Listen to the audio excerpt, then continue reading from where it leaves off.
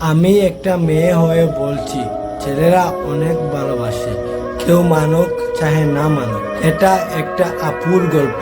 আপু আমার বলেছিল, আমি যখন ইন্টার ফার্স্ট ইয়ারে পড়ি তখন একটা ছেলে আমার পিছনে গুড় করে ঘুরতো। আমি যেখানে যেতাম ও টিকি টিকি আমার পিছনে পিছনে থাকতো।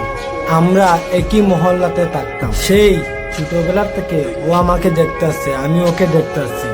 অনেক চাপা সরলের মনের মানুষ, কষ্ট হলেও মুখ থেকে কোনো কথা বের করে না।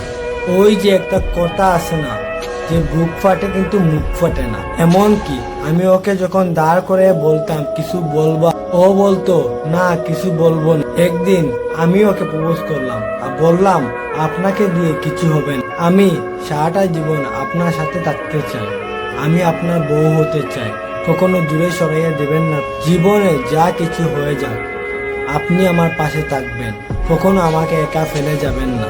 যদি ওয়াদা করতে পারেন তাহলে আমি রিলেশন করব। ও আমাকে বলল, জীবনে যা কিছু হয়ে যাক আমি সবসময় তোমার পাশে থাকবো। আর ও ওনার ফার্স্ট ইয়ারে।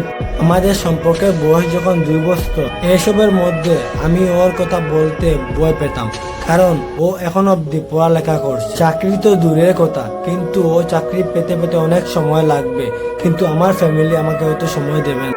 আমি অনেক কষ্টে আম্মুকে রাজি করাই, আম্মু যেন এই কথাটা আব্বুকে বলে, আম্মু আব্বুকে বলে, আব্বুর সাথে সাথে না বলে। আমি কখনো চাইবো না আমার মেয়েকে একটা বেকার ছেলের হাতে বিয়ে দেয়। তারপর মাথায় চলতেছে, আমি যদি ওকে হারাই ফেলি তারপরে ওকে ফিরে পাবো।